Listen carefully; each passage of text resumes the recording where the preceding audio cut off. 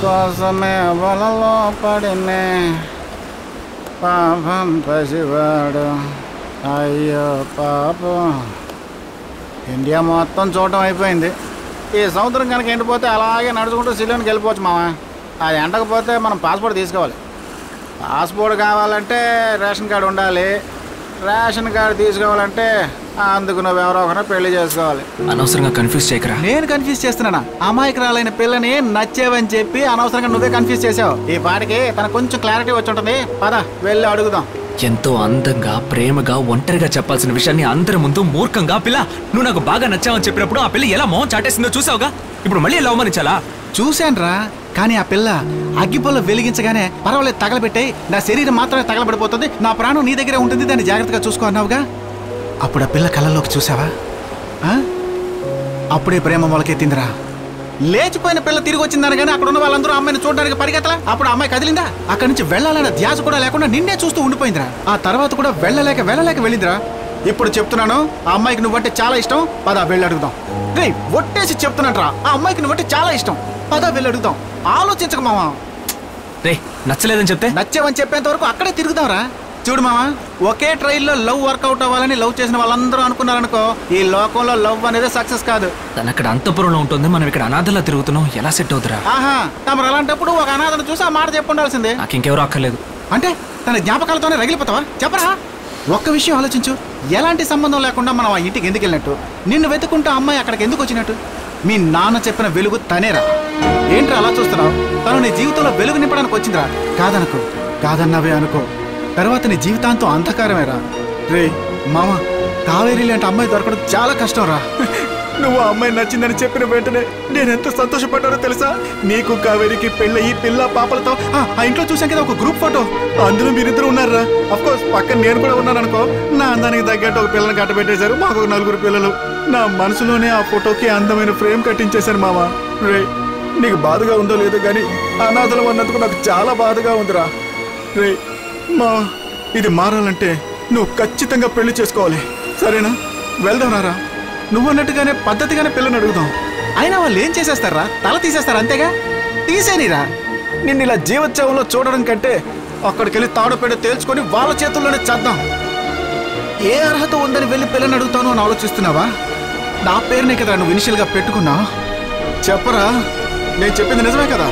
మీ నాన్న స్థానం నాదే కదా మావా.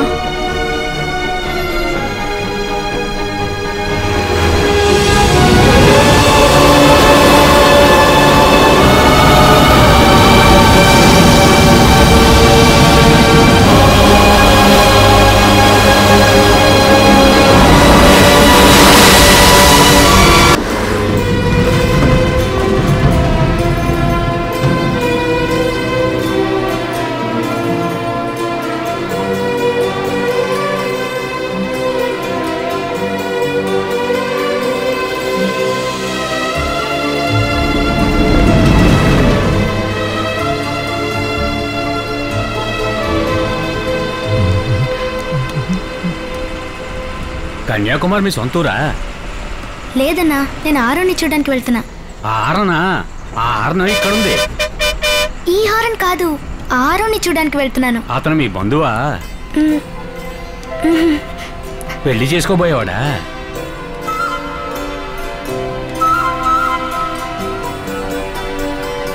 మీ ఆయన కోసం అని చెప్పు. దానికే ఇంత సిగ్గుపడితే ఎలా?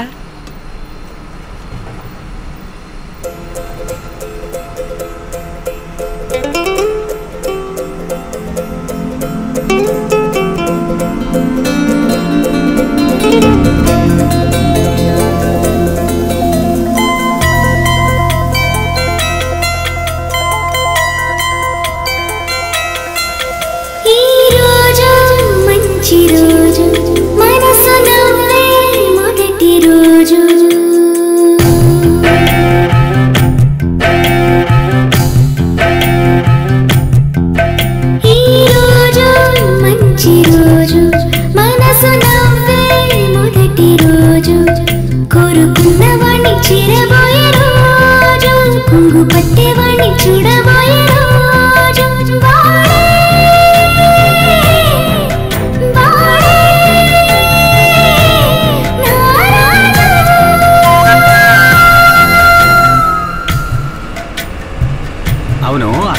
చూసావేంటి? నేను అతన్ని చూడలేదు, అతనే మా ఇంటికి వచ్చాడు. అతను ఏం చేశాడో తెలుసా మీకు? అలా కన్ను కొట్టాడు. అదైనా పర్వాలేదన్నా, పెద్దయ్య ఉన్నాడు, చిన్నయ్య ఉన్నాడు, పెద్దమ్మ ఉంది, చిన్నమ్మ ఉంది, అందరూ అక్కడే ఉన్నారు. ఉన్నట్టుండి అందరి ముందు పిల్ల, నువ్వు నాకు బాగా నచ్చావు పిల్ల అని అనేశాడు. చూడరా, అతను కూడా మనలాంటాడే. నేను అలాగే నిబ్బరిపోయాను. సరే, ఎంతకి అతను ఎలా ఉంటాడు? రింగు రింగుల జుట్టు, ఇంటింత కళ్ళు, గుబురుగా ఉన్న గెడ్డం, అందంగా ఉంటాడు. నా అందంలో సగం కూడా లేడే. కమిలిపోయిన చెవి, లోపలికెళ్ళిన కళ్ళు, నక్క చూపులు.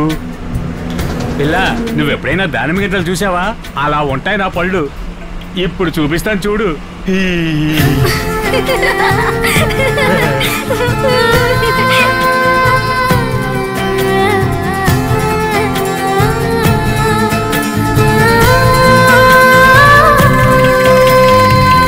చిన్ని చిన్ని ఊసులెన్నో చెప్పుతాను, అల్లే బిల్లి ఆటలెన్నో ఆడతాను, పయనం నువ్వంటూ నా ప్రాణం నీదంటూ గుమ్మ ప్రేమ వాడికి చూపించెనా, అమ్మ ప్రేమ వాడిలో చూసేయనా, వాడే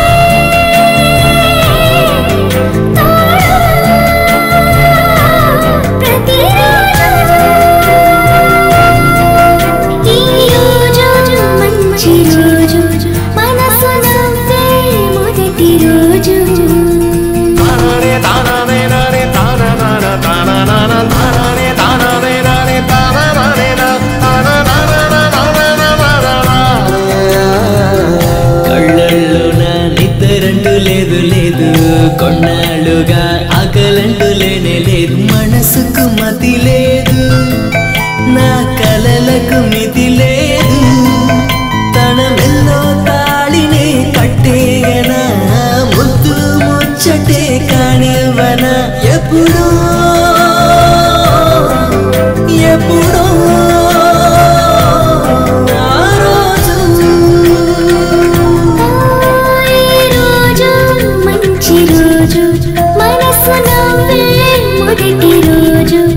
కోరుకున్నవాణ్ణి చేరబోయే రోజు, పువ్వు పట్టేవాణ్ణి చూడబోయే రోజు,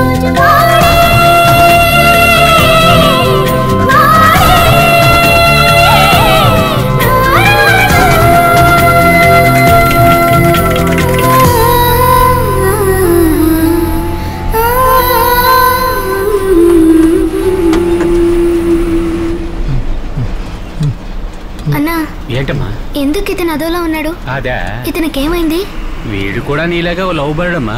ఒక అమ్మాయి మీద ప్రాణమే పెట్టుకున్నాడు. ఆ అమ్మాయి తల్లిదండ్రులకి ఈ విషయం తెలిసి రాత్రికి రాత్రి ఇల్లు ఖాళీ చేసి వెళ్ళిపోయారు. ఎక్కడున్నారో ఎక్కడికి వెళ్ళారో తెలియదు. ఆ అమ్మాయి కోసం వీడు 2 సంవత్సరాలు వెతకం చూడంటూ లేదు, ఎక్కడా కనబడలేదు. మన సెట్లోనే ఉంటాడు. నేను ఎక్కడికి లోడెత్తుకెళ్ళినా అక్కడికెల్లా తీసుకెళ్తూ ఉంటాను. చూడమ్మా, జీవితంలో దెబ్బతిన్న వాళ్ళు, వ్యాపారంలో నష్టపోయిన వాళ్ళు జీవితంలో ఎలాగైనా మళ్ళీ నిలదొక్కుంటారు. కానీ ప్రేమలో ఓడిపోయిన వాడు క్షణక్షణం కృషిస్తూ ఇలా జీవోత్సవంలా బతకాల్సిందే. నువ్వేం దిగులు పడకమ్మా, నీ మంచి మనసుకు అంతా మంచి జరుగుతుంది. నీకు ఆ మాట చెప్తాను, వింటావా? చిన్న వయసులో నన్ను చూస్తూ అందరూ పారిపోయేవారు, నాతో కలిసేవాళ్ళు కాదు. పెద్దయ్యాక నాకు ఒక్కడు కూడా పనివ్వలేదు.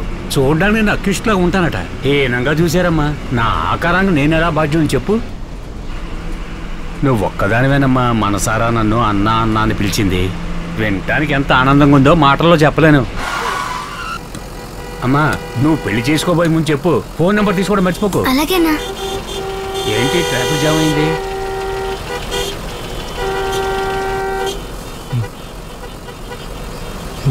అమ్మా, అతను కన్యాకుమారిలో ఎక్కడున్నాడో చెప్పు, అక్కడే దించేస్తారు. తెలీదన్నా. తెలీదా? ఫోన్ నెంబర్ ఉందా? ఏదైనా అడ్రస్ ఉందా? కనీసం ఫోటో అయినా ఉందా? మరి ఇంకేముంది దగ్గర? ఇదిగో ఇది ఉంది. ఇది ఏదో చొక్కా ముక్కలాగా ఉందే. అతని చినిగిన చొక్కాలోంచి నాకు దొరికిన ముక్క. దేన్ని నమ్ముకోనమ్మా ఇంత దూరం వచ్చావు? ఈ చొక్కా ముక్కతో అతను కనిపెట్టాలనుకుంటున్నావా? ఎంత అమాయకురాలమ్మా. నువ్వు అతను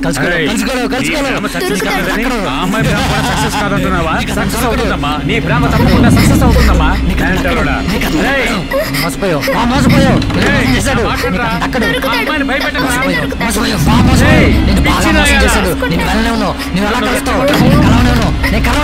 చెప్తే